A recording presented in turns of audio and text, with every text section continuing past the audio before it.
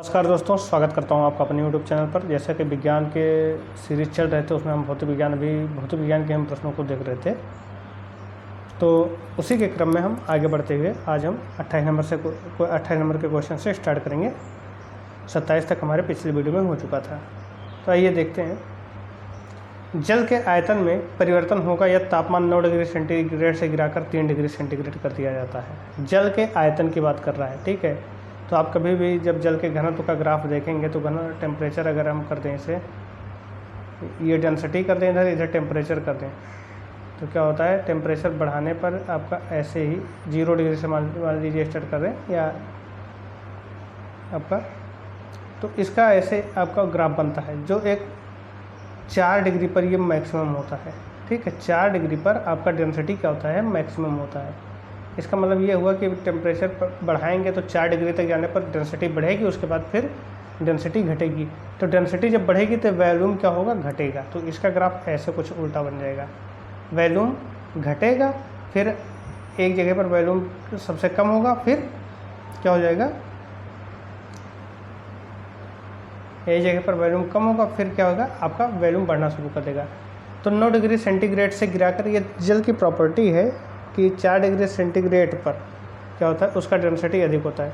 उससे ज़्यादा करेंगे तो वो उसका डेंसिटी कम होगा, और कम करेंगे तो भी डेंसिटी कम होगा, यानी वॉल्यूम भी आपका बढ़ेगा अथवा घटेगा। तो कब, जब 4 डिग्री की तरफ हम जाएंगे तो उसकी जो वॉल्यूम होगी वो घटती जाएगी और जो डेंसिटी होगा वो बढ़ता जाएगा। 4 पर मैक्सिमम डेंसिटी होगा तो वॉल्यूम मिनिमम होगा, ठीक है। तो तापमान 9 डिग्री सेंटीग्रेड से गिराकर 3 डिग्री सेंटीग्रेड कर दिया जाता है, यानी ये समझ लीजिए कि 9 डिग्री सेंटीग्रेड से हम ला रहे हैं 4 की तरफ। तो पहले वॉल्यूम क्या होगा, वॉल्यूम पहले घटेगा क्योंकि डेंसिटी बढ़ रही है अब धीरे धीरे। 4 डिग्री पर मैक्सिमम होगी तो क्या होगा, 9 डिग्री से जब 4 डिग्री तक आएगा तो वॉल्यूम उसका घटेगा, और फिर 4 डिग्री के बाद जैसे ही हम 3 डिग्री की तरफ करेंगे तो फिर वॉल्यूम बढ़ना शुरू कर देगा, यानी पहले घटेगा और फिर बाद में बढ़ेगा। तो ऑप्शन सी इसका राइट आंसर हो जाएगा। फिर नेक्स्ट है, एक बीकर में पानी पर बर्फ़ तैर रही है। जब बर्फ़ पूर्णतः पिघल जाएगी तो बीकर में पानी का तल क्या होगा। मान लीजिए एक बीकर है आपके पास और इस बीकर में एक क्या है, आपका बर्फ़ तैर रहा है, ठीक है, बर्फ़ तैर रहा है। तो जब बर्फ़ पूर्णतः पिघल जाता है तो फिर क्या होता है कि बीकर में पानी का तल बढ़ेगा अथवा घटेगा। तो पानी का तल ना बढ़ेगा ना घटेगा, ये उतना ही रहेगा। ऑप्शन सी इसका राइट आंसर हो जाएगा, ठीक है। पानी का तल ना बर्फ़ पिघलने पर ना वो बढ़ेगा ना ही घटेगा। नेक्स्ट है, जब किसी बोतल में पानी भरा जाता है और उसे जमने दिया जाता है तो बोतल टूट जाती है, क्यों। क्योंकि मान लीजिए कोई पानी, वो ठंडियों में नल का पाइप हो या फिर बोतल हो, उसका कारण यही है फटने का कि इसमें जब पानी जमता है तो जब जमता है तो उसका आयतन क्या होता है, बढ़ता है, ठीक है। पानी जब जमता है तो उसका आयतन क्या होता है, बढ़ता है, या यूँ कह दीजिए कि पानी जमने पर फैलता है, तो उस वजह से क्या होता है, बोतल टूट जाती है, यानी ऑप्शन ए इसका राइट आंसर हो जाएगा।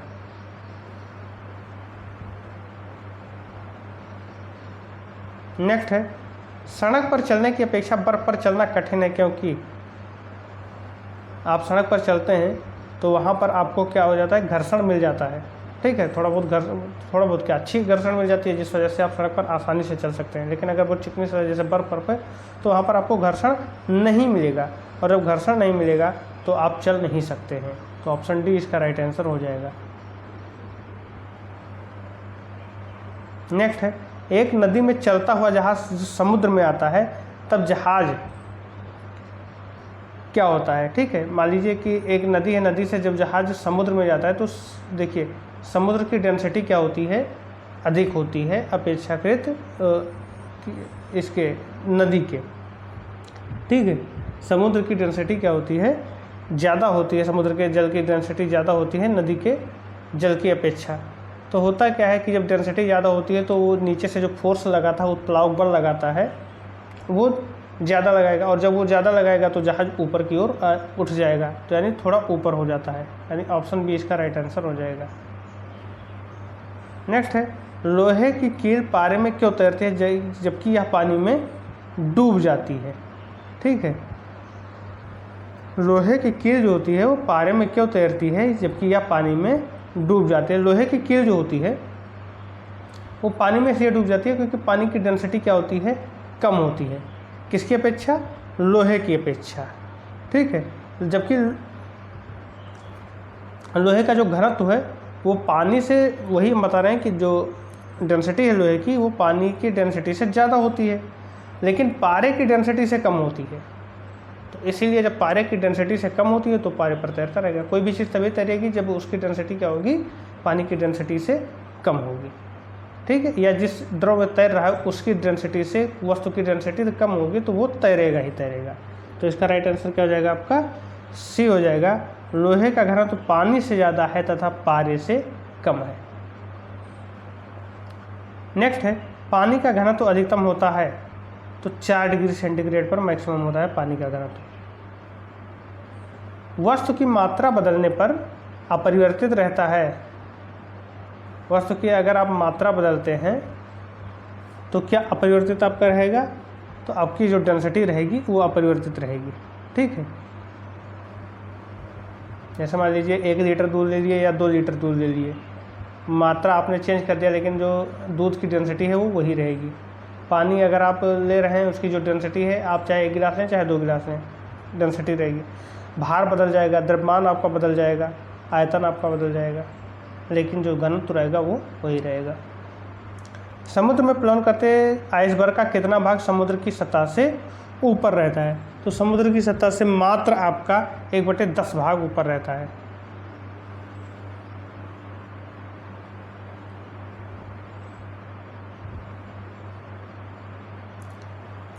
नेक्स्ट है, बर्फ के 2 टुकड़ों को आपस में दबाने पर टुकड़े आपस में चिपक जाते हैं क्योंकि? विकल्प यहाँ देख लेते हैं। दाब अधिक होने से बर्फ का गलनांक घट जाता है। तो ये चीज़ें सही है कि दाब जब अधिक हो जाता है तो वहाँ पर क्या होता है कि बर्फ का गलनांक घट जाता है और वो आपस में चिपक जाते हैं। तो ऑप्शन ए इसका राइट आंसर हो जाएगा। नेक्स्ट क्या है, हवाई जहाज से यात्रा करते समय पेन से स्याही निकलने लगती है क्योंकि वहाँ पर क्या होता है कि जैसे आपका पेन है, यहाँ पर स्याही है तो इसके ऊपर एयर प्रेशर पड़ता रहता है, लेकिन जब हम ऊपर जाते हैं तो एयर प्रेशर कम हो जाता है तो ये क्या हो जाता है? पीछे से फेंक देता है आपका ये। तो वायु दाब में कमी के कारण क्या होता है? हवाई जहाज में यात्रा करते समय पेन से स्याही निकलने लगती है।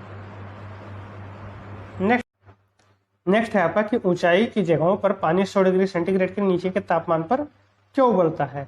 तो इसलिए उबलता है क्योंकि वायुमंडलीय दाब वहाँ पर कम हो जाता है और क्या होता है कि उबलने का जो बिंदु होता है वो नीचे आ जाता है।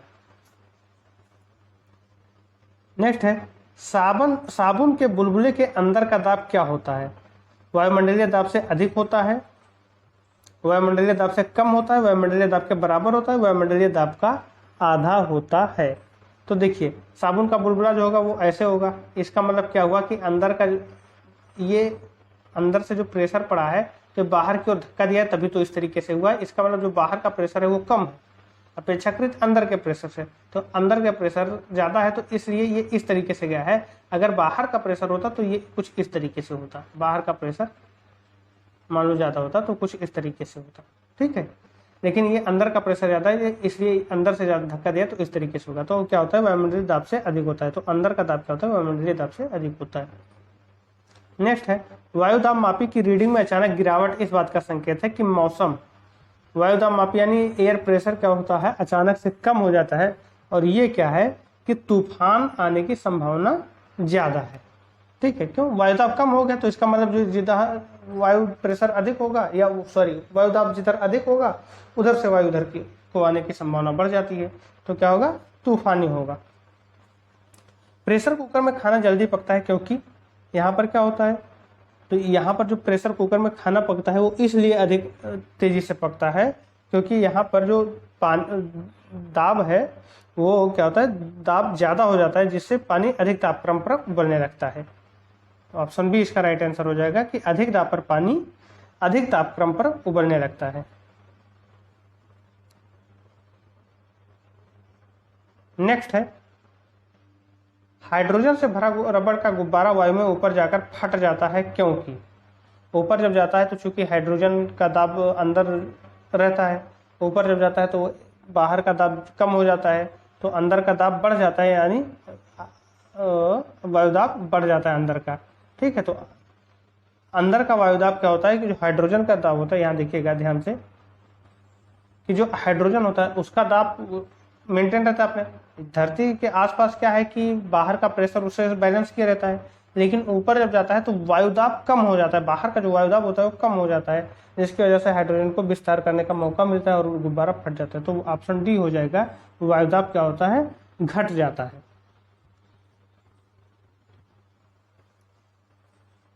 नेक्स्ट है, सूर्य में निरंतर ऊर्जा का सृजन किस कारण होता है? तो वहां पर आपका नाभिकीय संलयन चलता रहता है। ऑप्शन ए इसका राइट आंसर हो जाएगा, सूर्य में निरंतर ऊर्जा का सृजन नाभिकीय संलयन के कारण होता है। नेक्स्ट है, चाबी भरी गाड़ी में कौन सी ऊर्जा होती है? चाबी भरी गाड़ी में आपकी संचित ऊर्जा होती है। जब हम घुमाते हैं तो स्प्रिंग में क्या हो जाता है, संचित ऊर्जा, उसमें क्या, सॉरी, चाबी भरी गाड़ी में क्या होता है, स्थितिज ऊर्जा होती है। ठीक है, उसमें हम लोग जब स्प्रिंग को दबा देते हैं तो वो स्थितिज ऊर्जा होती है, जो कि एक घुमाने पर क्या होता है, वो जो ऊर्जा होती है वो स्थितिज ऊर्जा के रूप में स्टोर हो जाती है, जो बाद में धीरे धीरे रिलीज होती है और गाड़ी चलती है। नेक्स्ट है, जब हम रबड़ के गद्दे वाले सीट पर बैठते हैं या गद्दे पर लेटते हैं तो उसका आकार परिवर्तित हो जाता है, ऐसे पदार्थ में पाया जाता है। तो ऐसे पदार्थ में क्या पाया जाता है जिसमें आपका आकार परिवर्तित हो, तो उसमें स्थितिज ऊर्जा होती है। ठीक है, उसकी स्थिति को हम बदलकर उसमें स्थितिज ऊर्जा डाल सकते हैं। ऑप्शन बी इसका राइट आंसर है। नेक्स्ट है, निम्नलिखित में से किसमें गतिज ऊर्जा नहीं है? चली हुई गोली, बहता हुआ पानी, चलता हथौड़ा या खींचा हुआ धनुष। इसमें कौन सा ऐसा है जिसमें गतिज ऊर्जा नहीं है? तो खींचा हुआ जो धनुष है उसमें आपके पास गतिज ऊर्जा नहीं होती है। जब एक चल वस्तु की गति दुगनी हो जाती है तो उसकी गतिज ऊर्जा हो जाएगी। ठीक है, गति दुगनी हो जाती है, यानी v की जगह पर 2v हो जाता है। तो हम जानते हैं कि हाफ mv² होता है फार्मूला गतिज ऊर्जा का, तो 1/2 और m ही रहेगा, v की जगह पर 2v हो जाएगा, तो ये 4v² हो जाएगा। ठीक, तो आपका देखिए 4 यहाँ पर एक्स्ट्रा हमें मिल रहा है, तो हो क्या जाएगा, चौगुनी हो जाएगी। ऑप्शन बी इसका राइट आंसर हो जाएगा। क्या हो जाएगी गतिज ऊर्जा? चौगुनी हो जाएगी। बढ़ते हैं अगले प्रश्न की ओर। निम्नलिखित में से कौन सा नियम इस कथन को वैध ठहराता है कि द्रव्य का ना तो सृजन किया जा सकता है और ना ही विनाश? तो द्रव्य की अविनाशता का नियम है या द्रव्यमान संरक्षण का नियम है? ठीक है, ऑप्शन सी इसका राइट आंसर हो जाएगा, द्रव्यमान संरक्षण का नियम है ये।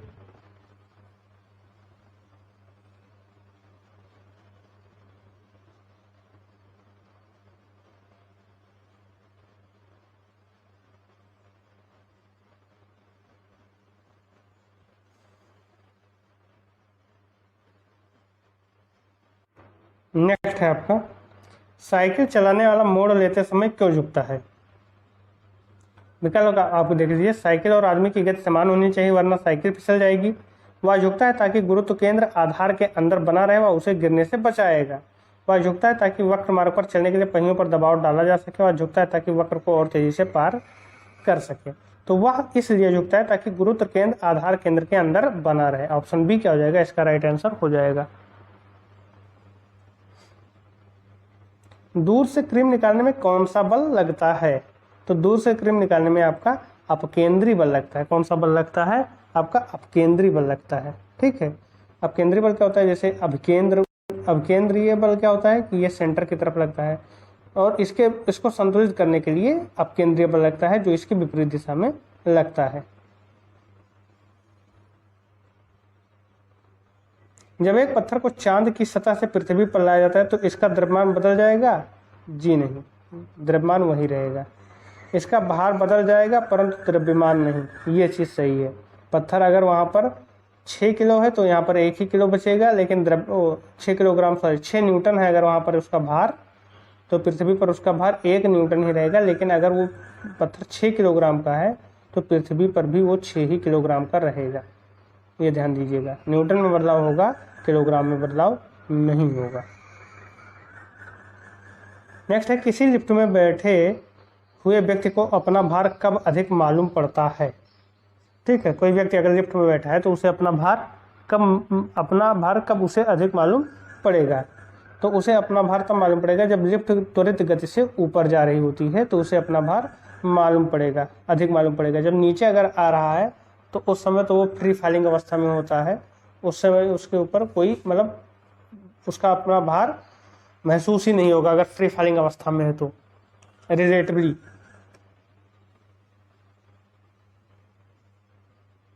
नेक्स्ट है, एक लिफ्ट में किसी व्यक्ति का प्रत्यक्ष भार वास्तविक भार से कम होता है जब लिफ्ट जा रही हो। तो अपना वास्तविक भार से कम कब होगा? जब लिफ्ट किधर को जा रही हो? पहली बात है नीचे जा रही हो, लेकिन त्वरण के साथ जा रही हो। ठीक है, त्वरण के साथ अगर जा रही हो मतलब उसकी स्पीड बढ़ती जा रही है, तो आपका जो भार है उसका वास्तविक भार से कम लगेगा। ऑप्शन बी इसका राइट आंसर हो जाएगा। नेक्स्ट है, पृथ्वी के गुरुत्वाकर्षण का कितना भाग चंद्रमा के गुरुत्वाकर्षण के सबसे नजदीक है? तो ये है आपका 1/6 भाग। ऑप्शन सी इसका राइट आंसर हो जाएगा। नेक्स्ट है, लोलक की कालावधि द्रव्यमान के ऊपर निर्भर करता है। आप जानते हैं T/2 क्या होता है? 2 pi root L by g. अब देख लीजिए, द्रव्यमान के ऊपर निर्भर करता है, इसमें कहीं द्रव्यमान नहीं आया है। लंबाई के ऊपर निर्भर करता है जी। समय के ऊपर निर्भर करता है, देखिए इसमें टाइम भी नहीं आया। तापक्रम के ऊपर निर्भर करता है जी, इसमें भी नहीं आया है। ठीक है, लेकिन अगर हम देखें तो हम तापक्रम के ऊपर निर्भर कह सकते हैं, इसलिए क्योंकि टेम्परेचर बढ़ने से इसकी जो लंबाई होगी लोलक की, अगर वो धात्विक है तो वो लंबाई उसकी बढ़ जाएगी, जिस वजह से उसका टाइम पीरियड बढ़ जाएगा। हालांकि ये इतना इफेक्ट नहीं करता है। सबसे ज़्यादा महत्वपूर्ण यह है कि लंबाई के ऊपर निर्भर करता है। ऑप्शन बी इसका राइट आंसर हो जाएगा। देखिए फार्मूले में यल आ रहा है, तो इसका मतलब यह है कि लंबाई पर उसकी कालावधि निर्भर करती है। बढ़ते हैं नेक्स्ट क्वेश्चन की ओर। लोलक घड़ियां गर्मियों में क्यों सुस्त हो जाती हैं? ठीक है, लोलक घड़ियां जो है वो गर्मियों में क्यों सुस्त हो जाती हैं? हमने आपको क्या बताया? T बराबर 2 pi root L by g. ठीक, T/2 2 pi root L by g. अब आप जानते हैं कि गर्मियों में चीज़ें बढ़ जाती हैं, यानी L बढ़ गई तो T बढ़ गया। इसका मतलब ये हुआ कि उसे ज़्यादा टाइम लगता है अपने स्थान से जाने और दूसरे स्थान पर लौटने में। तो इसका मतलब ये हुआ कि लोलक की लंबाई बढ़ जाती है, जिससे इकाई दोलन में लगा हुआ समय बढ़ जाता है। ठीक, तो ऑप्शन सी इसका राइट आंसर हो जाएगा। नेक्स्ट है, किसी सरल लोलक की लंबाई 4% बढ़ा दी जाए तो उसका आवर्तकाल। देखिए टी क्या है? अनुक्रमानुपाती है रूट L के।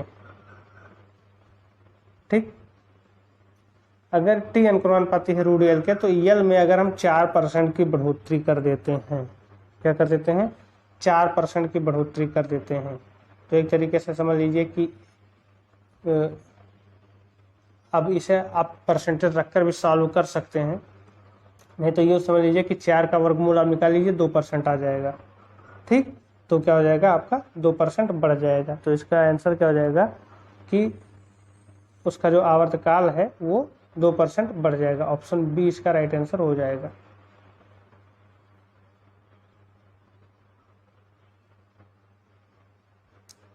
ठीक है, बढ़ते हैं नेक्स्ट क्वेश्चन की ओर। पार्श्व विकृत तथा अंधैर्य विकृत के अनुपात को कहते हैं, क्या कहते हैं? पार्श्व विकृत तथा अंधैर्य विकृत के अनुपात को हम क्या कहते हैं? तो उसे हम पासो अनुपात कहते हैं। ठीक है, पार्श्व विकृत बटे अंधैर्य विकृत। मान लीजिए कोई चीज़ ऐसे है आपका, ये इधर कुछ L बढ़ा है, डेल L इधर बढ़ा है L के सापेक्ष, और ये हो गया आपका लॉन्गिट्यूडनल यानी अंधैर्य विकृत। तो जब अंधैर्य विकृत होगा तो जब ये लंबाई बढ़ेगी तो इधर की चीज़ें घटेगी, इधर की। तो मान लीजिए डेल y था और डेल y घट गया है, तो डेल y बाई वाई ये हो गया आपका पार्श्व विकृत। डेल y बाई वाई पार्श्व विकृत अपन डेल L बाई L ये हो गया आपका अंधैर्य विकृत। इसी के अनुपात को क्या कहते हैं? पासो अनुपात कहते हैं। वर्षा की बूंद गोलाकार होती है, तो वर्षा की बूंद जो होती है वो सरफेस टेंशन के कारण गोलाकार होती है, यानी सतही तनाव के कारण। ऑप्शन ए इसका राइट आंसर हो जाएगा। तेल दीप की बत्ती में तेल किस कारण से ऊपर उठता है। तेल दीप की बत्ती में जो बत्ती होती है वो बहुत ही पतली होती है और उसमें एक प्रॉपर्टी रखता है केशिका क्रिया का, ठीक है, केशिका क्रिया प्रयोग होती है, जिस वजह से क्या होता है कि तेल की बत्ती में तेल खुद ब खुद ऊपर उठता चला जाता है। तो ऑप्शन बी इसका राइट आंसर हो जाएगा। श्यानता की इकाई है पॉइज, पास्कल, पॉइजली या इनमें से कोई नहीं। श्यानता यानी विस्कोसिटी, विस्कोसिटी की जो इकाई होती है वो क्या होती है, पॉइज होती है। ऑप्शन ए इसका राइट आंसर हो जाएगा। उत्प्लावकता से संबंधित वैज्ञानिक हैं, वही वैज्ञानिक संबंधित हैं जो यूरेका यूरेका चिल्लाकर भागे थे। तो ये आपके आर्किमिडीज जी हैं। ऑप्शन ए इसका राइट आंसर हो जाएगा। बढ़ते हैं अगले क्वेश्चन की ओर। महान वैज्ञानिक आर्किमिडीज संबंधित थे, ये कहाँ से संबंधित थे आर्किमिडीज, तो आर्किमिडीज तत्कालीन ग्रीस में थे, यानी ये ग्रीस से संबंधित थे। ऑप्शन डी इसका राइट आंसर हो जाएगा। ध्वनि तरंगों की प्रकृति होती है, ध्वनि तरंगों की जो प्रकृति होती है वो आपकी क्या होती है, अंदैर्घ्य होती है, ठीक है, अंदैर्घ्य तरंग होते हैं, यानी इनके चलने का जो तरीका होता है वो क्या होता है, संपीड़न फिर विरलन, फिर संपीड़न फिर विरलन, इस तरीके से अनुप्रस्थ जो होते हैं वो इस तरीके से चलती। नेक्स्ट है, तो यहाँ पर आपका क्या हो जाएगा, अंदैर्घ्य तरंग हो जाएगा। नेक्स्ट है, अपने उड़ान पथ में अवरोधकों की पहचान के लिए चमगादड़ निम्नलिखित तरंगों में से कौन सी एक तरंग का उपयोग करते हैं। तो ये किस चीज का उपयोग करते हैं चमगादड़ लोग, तो ये पराश्रव्य तरंगों का उपयोग करते हैं। ऑप्शन सी इसका राइट आंसर हो जाएगा। पराश्रव्य वे ध्वनियां हैं जिनकी आवृत्ति होती है, पराश्रव्य ध्वनियां हैं जिनकी आवृत्ति होती है तो 20,000 हर्ट्ज से ज्यादा होती हैं। ध्वनि तरंगे हैं लंबवत, तिर्यक, आंशिक लंबवत या आंशिक तिर्यक, कभी कभी लंबवत कभी कभी तिर्यक। ध्वनि तरंगे जो होती हैं वो क्या होती हैं, लंबवत होती हैं। ऑप्शन ए इसका राइट आंसर हो जाएगा। नेक्स्ट है, श्रव्य परिसर में ध्वनि तरंगों की आवृत्ति क्या होती है, तो यहाँ पर 20 हर्ट्ज से 20,000 हर्ट्ज तक होती है आपका श्रव्य परिसर में आपकी जो तरंगे होती हैं, तरंगों की आवृत्ति। ऑप्शन इसका राइट आंसर हो जाएगा। बढ़ते हैं अगले प्रश्न की ओर। वायु में ध्वनि की चाल 332 मीटर पर सेकंड होती है, यदि दाब बढ़ाकर दोगुना कर दिया जाए तो ध्वनि की चाल होगी। तो सबसे पहले चीज तो ये है कि दाब का ध्वनि की चाल पर कभी कोई प्रभाव पड़ता ही नहीं है। तो ऑप्शन बी इसका राइट आंसर हो जाएगा, 332 मीटर पर सेकंड ही रहेगा। नेक्स्ट है, ध्वनि की चाल अधिकतम होती है, तो जहां पर जो पार्टिकल है अगर बहुत पास पास होंगे तो उसमें ध्वनि की चाल अधिकतम होगी। तो इस हिसाब से हम कह सकते हैं जो आपके ठोस होते हैं, सॉलिड होते हैं, उनमें ध्वनि की चाल मैक्सिमम होगी। तो आप वायु को कैंसिल कर दें, निर्वात में तो होगी ही नहीं, जल में इस्पात की अपेक्षा कम होगी, यानी ऑप्शन डी इस्पात में सर्वाधिक होगी। नेक्स्ट है, वायु में ध्वनि का वेग है लगभग, वायु में ध्वनि का वेग 332 मीटर पर सेकंड माना जाता है। कभी कभी पूछ लेता है निर्वात में ध्वनि का वेग और निर्वात में प्रकाश की चाल, तो निर्वात में प्रकाश की चाल तो होती है 3 लाख मीटर पर सेकंड, लेकिन ध्वनि आपका निर्वात में नहीं चलता है। ध्वनि को चलने के लिए आपको माध्यम की जरूरत पड़ती ही पड़ती है। बढ़ते हैं अगले प्रश्न की ओर। 100 डेसिबल का शोर स्तर निम्न में से किसके संगत होगा। 100 डेसिबल का जो शोर स्तर होता है वो आपका किसके संगत होता है, किसी मशीन की दुकान से आने वाले शोरगुल के समान। नेक्स्ट है, यदि सितार और बांसुरी पर एक ही स्वर बजाया जाए तो उनसे उत्पन्न ध्वनि का भेद निम्नलिखित में अंतर के कारण किया जा सकता है। सितार और बांसुरी पर अगर एक ही स्वर अगर बजाया जाता है तो उसमें अंतर कैसे किया जाता है, तो केवल ध्वनि की गुणता। ऑप्शन डी इसका राइट आंसर हो जाएगा, ध्वनि की गुणता से होगा।